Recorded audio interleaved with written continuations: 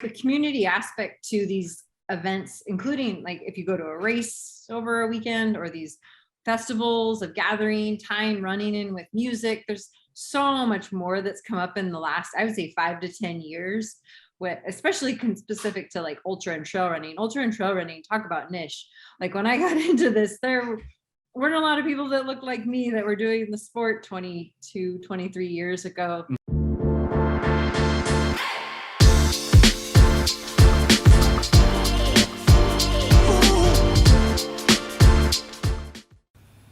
This episode of the Smart Athlete Podcast is brought to you by Solpre.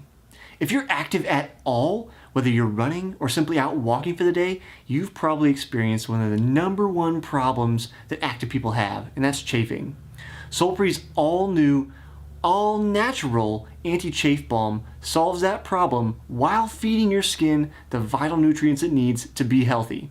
If you'd like to stop chafing once and for all and treat your body right, go to solpre.com to check out the anti-chafe balm today. That's SOLPRI.com.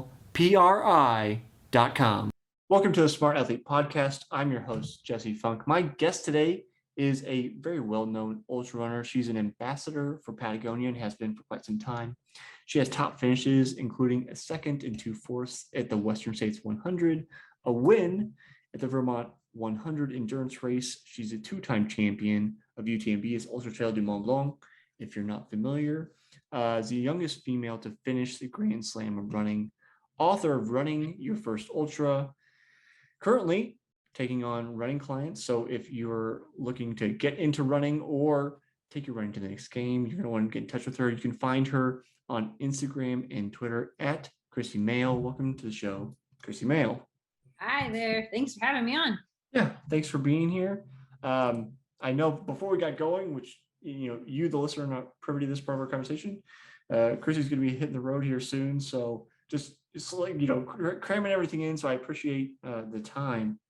I guess the big question is: Are you headed out to a race? Are you headed out to train? Are you maybe taking a vacation? I know we're talking about being busy. Where are you headed out to? I get to head down to California and join the Patagonia team. We're headed to a Foxy Festival trail running weekend in Mammoth, California. So representing Patagonia and getting to run with a bunch of great women and people that identify as women in the beautiful mountains of Mammoth. So I'm looking forward to that. So what does that consist of? I guess I have a running background, endurance background, but I've never really dipped my toes into the ultra scene. So is it just like, hey, we've got group runs all weekend? Is there an actual race together? Like, what does the event kind of consist of? It's actually a first-time event, and okay. So headed out to check it out. There's running for all levels, abilities, interests. So from technical and long to any range of distances. Long being, I think, upwards of 15 miles was the longest run, and then 1 to 2 miles. So just really inclusive and open to exposing people to the community of trail running. So I'm looking forward to it. It sounds like an interesting event. It one thing I think is like can be tough, and I've heard this from some people that kind of comment on the other show I do that's just about running on the YouTube channel, is like, how do I find a group to run with, or like how do I get into running? And sometimes it's like I feel like it's just as easy as head out your door and run, but also I acknowledge that like not everybody is. There are some people that are much more social than me, so I feel like maybe it's a easier jumping off point to go like there's a thing going on and like let's go check it out and go for a run. And having the opportunity to be a part of an event is probably a pretty cool way to like both continue running and also get introduced to trail running in particular, which is not as widespread as like road running. Yeah, the community aspect to these events, including like if you go to a race over a weekend or these festivals of gathering, tying running in with music, there's so much more that's come up in the last, I would say 5 to 10 years, especially specific to like ultra and trail running, talk about niche. Like when I got into this, there weren't a lot of people that looked like me that were doing the sport 22, 23 years ago. Mhm. And just to see the progression in the sport is really cool. And the like focus on being in an inclusive, inviting sport, because it is a pair of shoes.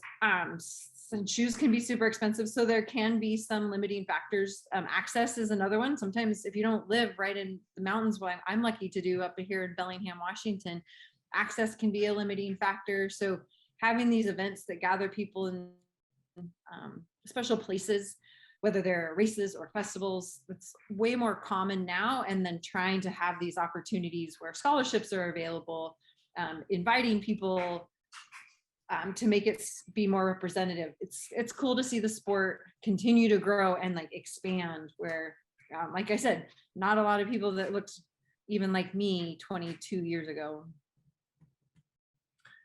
What, you know, I've had a kind of a spate of ultra runners this season that I've talked to, and which, not to downgrade this town because it's a wonderful place. I've been there, but it seems like everybody I talked to is like, I live in Boulder, I live in Boulder, I live in Boulder, I live in Boulder, because there's such great trail access. But I'm also at the same time I go, like, aren't there trails elsewhere in the US? Why is it because of the altitude? Is like, what's the history behind, like, why is Boulder become such a mecca, I guess, for the sport? Because it seems like, and maybe this is the introvert in me, I go, like, isn't part of the allure of trail running, like, I'll say communing with nature for lack of a better term, but just like being out and experiencing the trail and maybe not being where everybody else is?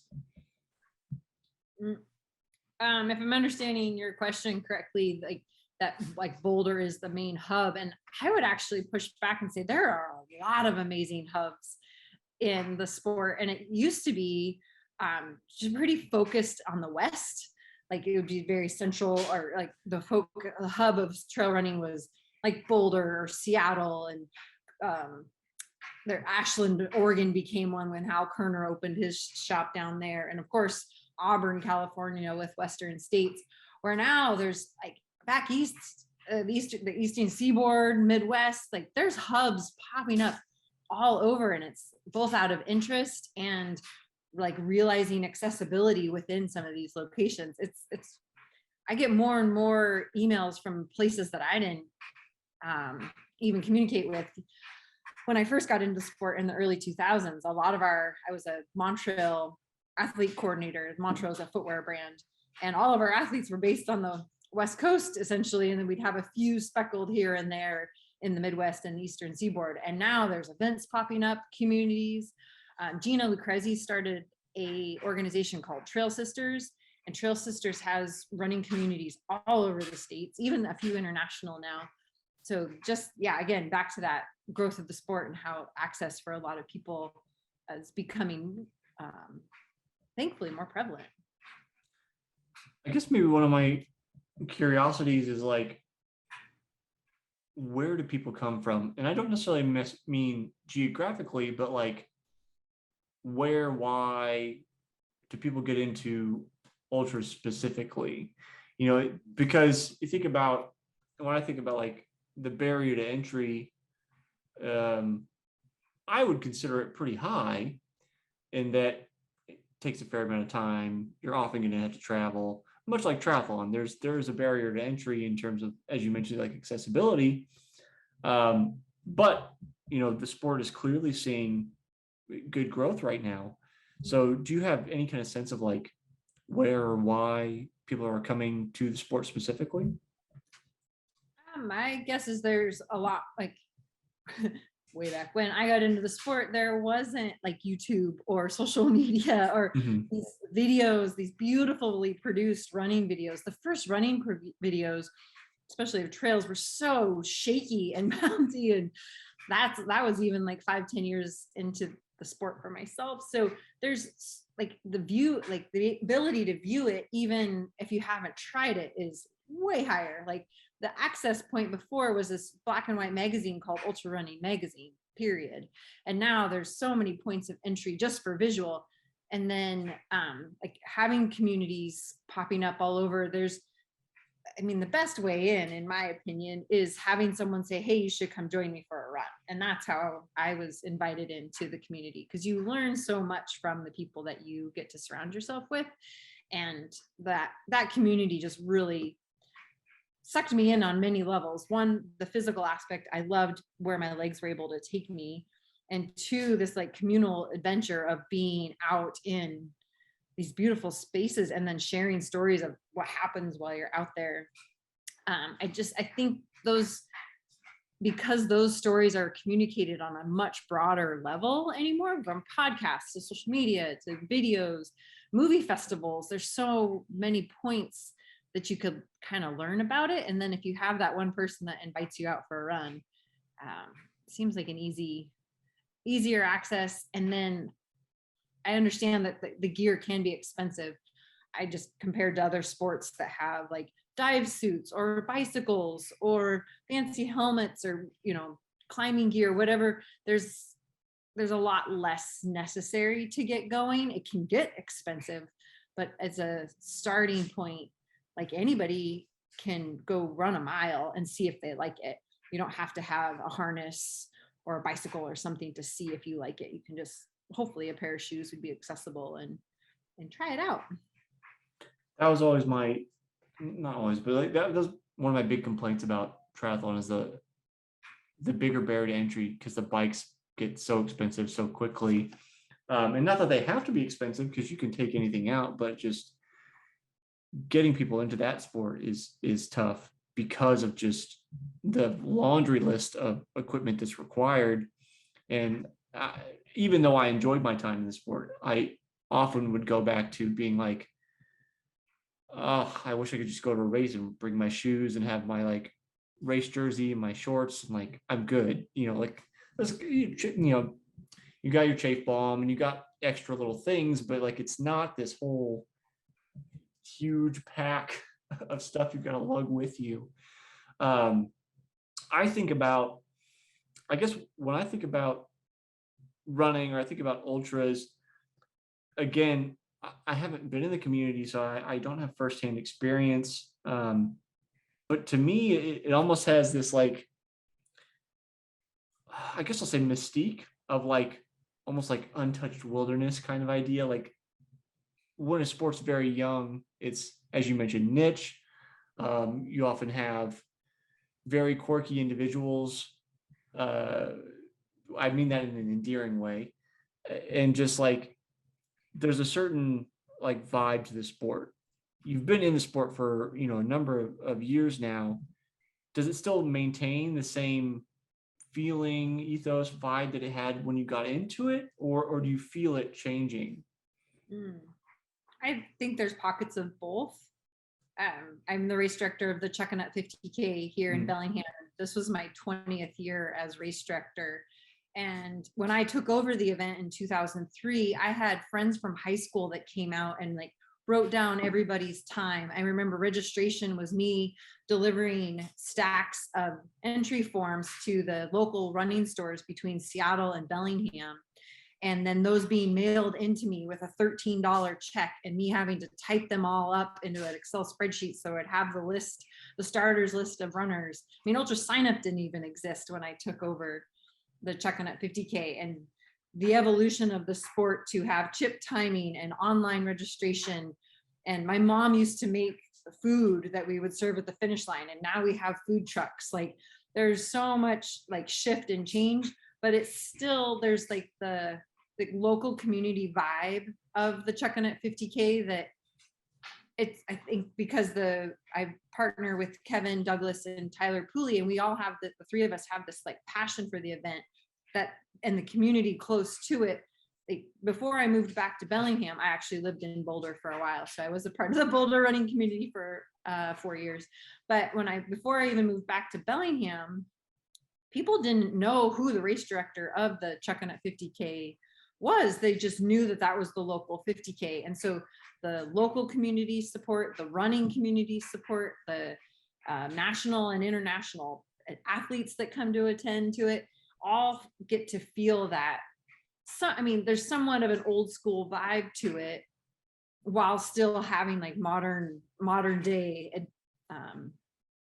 add-ons, I guess, if you will.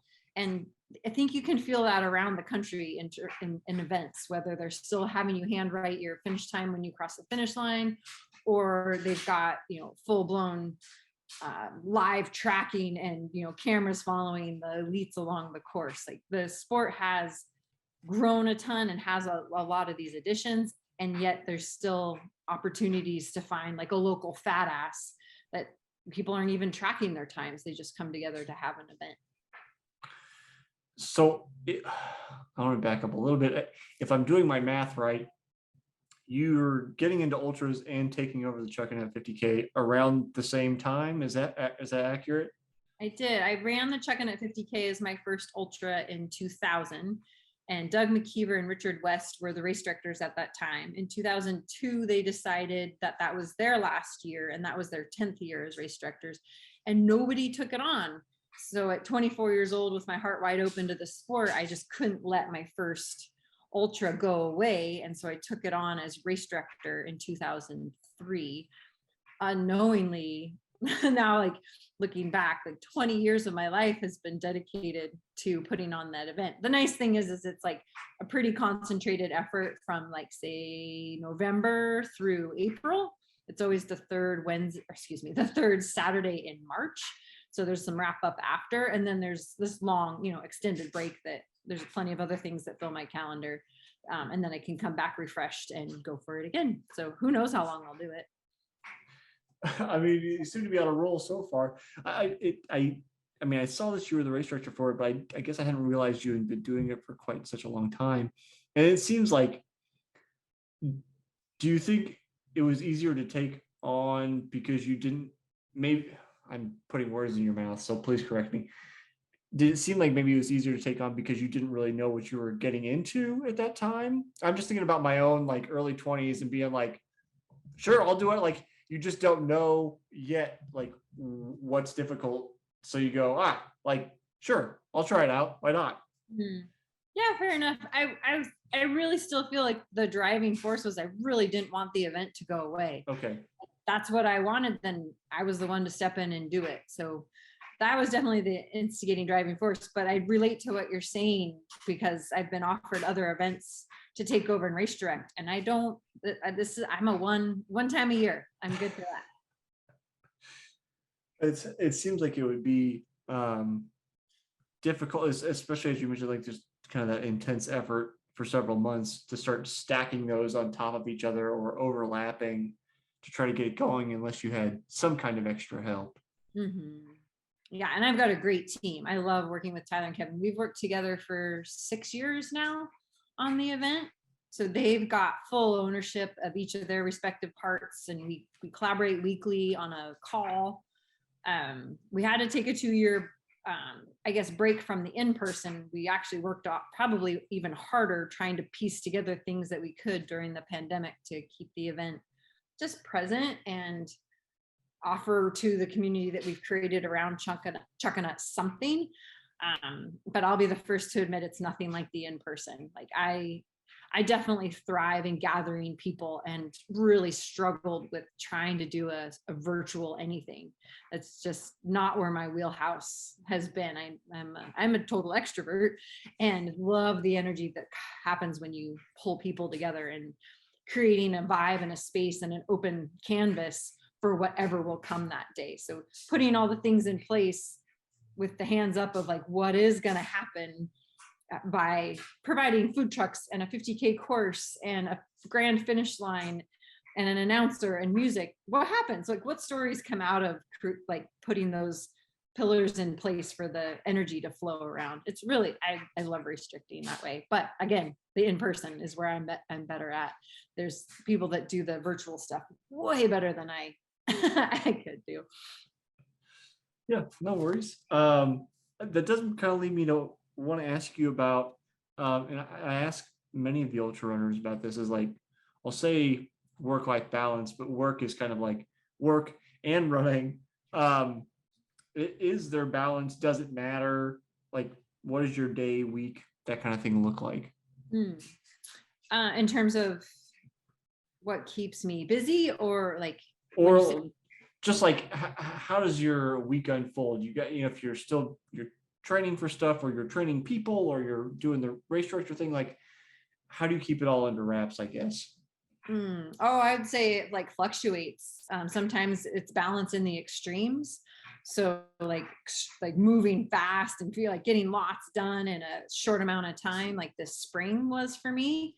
And then actually forced injury kind of took me down for some months, but the exact opposite extreme of like chill, settling, calming my nervous system. So I prefer to not live in those extremes. Sometimes just the way I've set up life, kind of the spring, it needed to go that way. I bought a house, launched a book, and put on the Checking Up 50K all within 2 weeks. So the almost 3 months leading up to that were pretty hectic, knowing that that was all going to culminate at the same time. And then 2 weeks after that, I left and hiked on the Arizona Trail. I joined two great girlfriends. We did an interview on Ginger Runner Live. That was a lot of fun to rehash it. But we did the first 200 mile from the Mexico border. We hiked 200 miles north on the Arizona Trail. And I came home from that April 15th. So not even a month after Chuckanut, and less than 2 months after moving into this house. And had some more stress a little like around the house when I got back, and my back went out. And it's like, I can't help but think that it was the culmination of all those things. A lot of people are like, what, were you on a ladder, or did you do, one motion? And I think our lives and our bodies our bodies show a lot of what's going on in our lives. And I pushed the envelope knowingly, and then got pushed a little bit further, and my back shut me down. So that tipped the scales and threw the balance in another direction. So I guess to answer your question, none of my days or weeks look the same. There's a lot of different buckets, I think is the way I describe what some people might call their career. My existence is in coaching and race directing and writing and my personal life, and all those things at any given point I'm putting more energy into, and therefore getting resources in and out of. And those, like, they're kind of like a pie chart where the wedges are always changing in terms of how much is going into each. So like I said before, with Chuckanut, November to mid-April, there's a lot in the Chuckanut wedge of pie, but then May through November, that pie goes pretty slim, and the other aspects of life fill in. So I like it that way. I'm kind of a busybody, a busy brain, and it helps for me to have that variety. Well, since you have I'll call it a variable schedule, how do you, I guess, one, how do you get everything done? But just beyond that, how do you not push the envelope? Because like you said, you kind of knowingly push the envelope and kind of ended up in a place where you were hurt a little bit. I can absolutely understand that ethos. And being endurance athletes, I think sometimes we have a tendency to go too hard, and it's something I've had to learn over the years about, like, when to back off. So I guess I'm curious about your approach to balancing load, whether you want to talk about that in terms of the metaphor of mileage, or whether it's some other kind of verbiage, but just the stress of life. Like, how do you manage that load so that you don't end up over the edge of the cliff? Well, and like the example I guess I just gave, I'm not always doing so or able to fully manage it, because I think the thing is I was fine. I was up to a point, I was doing all right up to getting back from the trail, but then there's always life throws another thing at you. And I think the big thing I consistently am trying to learn is how to have a little bit more of a cushion and not be pushed right up against the edge.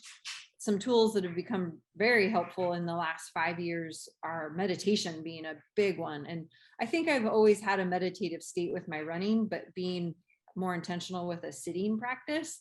And that comes and goes.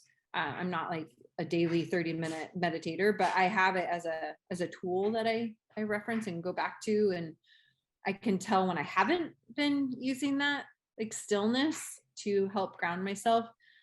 Something else I've found really helpful is being really aware of where I'm at in my, as a female, in my menstrual cycle, and how my hormones might be impacting what's going on. And that's something that I was not taught as a kid. You just like dealt with this monthly thing. There's so much happening for women on a daily basis that needs to be accounted for. And the more awareness we can draw around that really helps balance our, at least bring awareness to our energy levels. Like if you're feeling, I call it cross-eyed tired, and you can relate it to what day in the cycle, just know that you don't push yourself or schedule an extra social event that night. So I'd say like awareness and meditation, I guess, which awareness comes through great meditation. Those are some key tricks that have, I'd say, come into my life in the last like 10 years that have been really helpful. As you mentioned it made me think about it. So you're talking about kind of seeing where you are on your menstrual cycle. It reminded me of a conversation I had with Dr. Krissy Moehl, who's a professor at the University of Oregon. And he spends a lot of his time basically trying to figure out specifically like sports adaptations for female athletes, because there's such a large gap in research literature that pertains specifically to these adaptations that like women go through versus men. And what he talked about, it's episode 130 for anybody who wants to check it out. He talked about just like the kind of old school thinking is just to treat women like small men, which isn't accurate. No. But it's also like, I think, again, for you listening, check out the conversation because my memory is foggy. That's why we have nice recordings. But I think I remember him mentioning that like, yes, there is clearly like some effect, but it also isn't like, oh, women are fragile because, they have a period. Like, it's not that situation. It's just trying to determine, are there like optimal times for particular loads and recovery and all that kind of thing. So hopefully we get more and more, info out of him. But I think on a personal level, you're probably, on the right path instead of trying to take that kind of, I want to say, old school approach, because everybody has their own, rhythm. Totally. And men do too. There's just not this monthly marker that men have to reference, as well as a menstruating female, and not all females menstruate. So there's different aspects and factors. I'll go back and listen to that one. I'm a big advocate, or I've gained my most helpful information from Dr. Stacey Sims. She has an institute in New Zealand, and her co-writer Celine Yeager, they have 2 books out now. The second one just came out, Roar and Next Level. And those have been and then the flurry of podcasts that are coming around that, and other readings and the research that they reference, have all been really helpful as I try and figure out more about how the female athlete body changes. And initially there weren't a lot of females doing huge endurance efforts. And more importantly, there was very, very, like Dr. Chris was saying, there's very little research being done on women because they are so variable throughout the month. It's hard to study, but that doesn't mean we shouldn't. Yeah. Well, I think that was one of the things, if I remember, one of the things we talked about is like, basically people would, like, the researchers originally would go like, because of the variability, we just want to go, forget it. Like, don't even worry about it. And I can't remember what he does, or if he does anything specifically. I think he makes notations in his research, but I don't think he tries to like hyper control for like, it's always like the 15th day of this particular athlete cycle that we do testing. I don't think he goes to that length. I think I remember him saying that like it's important to take the data about where the athlete is, but that hyper control isn't necessary for the vast majority of what he's like studying. And he's got, I wish you could see in person. He talked about, he has this like climate lab basically where he can crank the humidity up, crank the heat up, crank it down, whatever, and test people under all kinds of different, Cool. conditions. So I'll definitely go back and listen to that episode.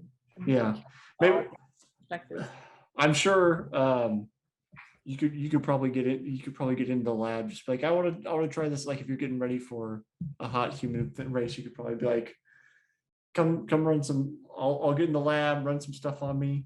I'm sure he probably knows who you are. So that'd be fascinating. yeah. So I do want to ask you a little bit about the book before we run out of time.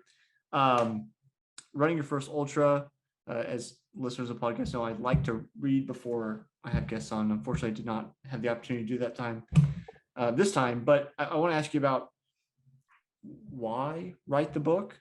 There's all kinds of books. So just to play devil's advocate, I guess, why write, why add another book to all the books that we have? And what's kind of your approach to running your first ultra? It was actually a super cool opportunity. The publisher, Page Street Publishing, approached me in 2014 to write the first edition.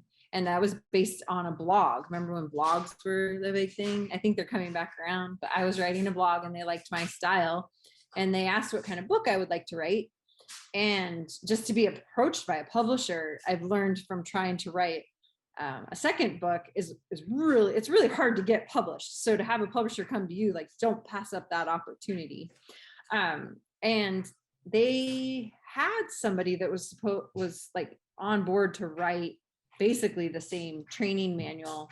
And they asked me if there was something else I would like to write. And I wrote back a pretty passionate email about why I was the author that should write Training for Your First Ultra. One, because I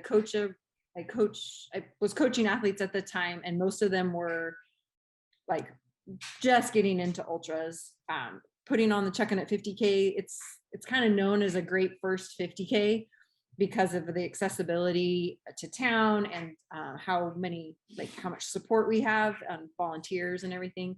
So I made this case for why I was the author to write it. And then I didn't hear from them for like 3 weeks or something. And then one point I got an email back saying sometimes the stars align, and the other author decided to opt out of her contract, and it opened up the door for me to get to write it. And it was such a passion project. And I really drew on those early clients that I had been working with. At that point, I'd been coaching for 5 years, and just lessons I'd learned through my own experiences and wanting to share in the book. There was a lot of mishaps along the way, from like chafing and the wrong clothing and nutrition and throwing up, like all the things that if I could write in a way that somebody wouldn't have to go through as many hardships to like fall in love with the sport. That was kind of the initial approach. And then in 2020, I was so surprised. I mean, the book had been out for 5 years at that point, and how many people wrote amidst the pandemic that book was really helping them to train, even though there wasn't a race to train for. And I wrote to the publisher and said, hey, I'm just kind of baffled by the number of people I'm hearing from. And you got to think that if like one person writes you, there's at least 3 to 5 more that are kind of thinking the same thing. And I said, could we do some sort of supplemental piece to like add on to what's going on here? And then they came back and said, let's write the second edition. So I buckled down and wrote the second edition during kind of like, I guess that was right after Christmas of 2020. So yeah, early 2021. And then the book released March of 2022. So, and that was an opportunity to like update information. One of my favorite, like just little snippets was in their first edition had said, as you're figuring out which running pack to carry, make sure you have room for a phone, a GPS, a camera, all these things. And it's like, now only 5 years later, your phone is the thing that does all of that. But just in 2014, when I wrote the book, that wasn't the case. Like you needed all those things along with you. So I thought that was like getting to update the information. Another big one was writing all the information together. In the first edition, I felt it was necessary to have a chapter just for women. And just like bringing up on this podcast, like things that I deal with as a female with my menstrual cycle, I would have never done that. Like I wouldn't have talked openly about that on some sort of interview or in an article. And so just knowing that, hey, we're all trail runners and we can all learn from the information. REDS is a very relative energy deficiency syndrome is a very relevant thing for anybody that's outputting and not putting enough calories or energy in. So if like any person should be able to read about what another person in the sport is going through. So putting the information throughout the book, as opposed to feeling there had to be a separate chapter for women because we have these like specific or special needs. Like we're all humans, we're all doing the thing. So those are kind of fun, like advances to see through the book just 5 years later. I'm like trying to be quick and I've lost her name. There was a former pro triathlete I talked to, and she is doing research on REDS. So I was like trying to find the episode real quick. I've talked to so many people that all my names start to like get lost out of my brain, unfortunately. Where are you? There you are. Alex Coates, episode 111. She's a Canadian, former Canadian pro triathlete, as well as her sister. And they both went through bouts of REDS, and so now she does research on it. And yeah, it's a big deal. I don't think it's like been addressed enough, but then it seems like there's a lot more people focusing on, how do we avoid it, number one, but then just the awareness that it is a potential problem, especially for competitive endurance athletes or endurance athletes in general, if you don't take steps to avoid it from the beginning. Yep. And there's a lot of psychology that could potentially be wrapped up in it. Yeah. Krissy, I don't want to run out of time, so we'll go to my final question. If you watched all of Kyle's episode, you already know the question, but for clarity's sake, I ask a single question to all guests for each season. And this season's question, which I'll ask you, is how do you celebrate your wins? Yeah, I remember that for Kyle's and his quick response. That was great. How do I celebrate my wins? Like just acknowledging them. I try. Let me think. As it comes to, I'm thinking of like my coaching clients and the people that I get to work with on a pretty much almost like daily basis, definitely weekly, most of the time daily basis, and how helping people see their wins is such a wonderful way of celebrating them. A lot of times we skip over things because we don't think they're a big deal, or we minimize them, or so just the acknowledgement is huge. Next level, I like to send cards to people when they've done something cool. So I'm a good postal service supporter. And just acknowledgement I think is a really important piece to celebrate your wins. Petey has something to say about it too. That's good. Try to tell you how Petey supports it or celebrates his wins. Krissy, if people want to reach out, get in touch, talk to you about coaching, any of that kind of stuff, where can they find you? Awesome. Thanks for that. My name, if you can spell it, you can find me. It's a funny last spelling, Moehl. So Krissy Moehl, everything Krissy Moehl at Instagram. And I'm not actually really on Twitter. I would just, it exists, but There's a lot of Chucking Up posts, I think, was what I found. Oh, that might have been. Yeah. Chucking Up 50K, Chucking Up 50 or Chucking Up 50K is another way to connect with some of the stuff I'm doing. But my website's KRISSYMOEHL.com and everything's on there. Thanks. Awesome. Yeah, no, you can actually order a book directly from me, and I will sign it and mail it off personally. So that's kind of a fun way for me to get the books out there. It's also available on Amazon and Barnes and Noble and other major sellers. Yeah, but if you might as well get a signed copy, like. Yeah. It's fun for me to connect to people, because typically then I'll also get to hear back of how their first ultra went, and those are the best stories. They always seem to come on the days I need them the most too. Krissy, thanks for hanging out. Awesome. Thank you so much for the time.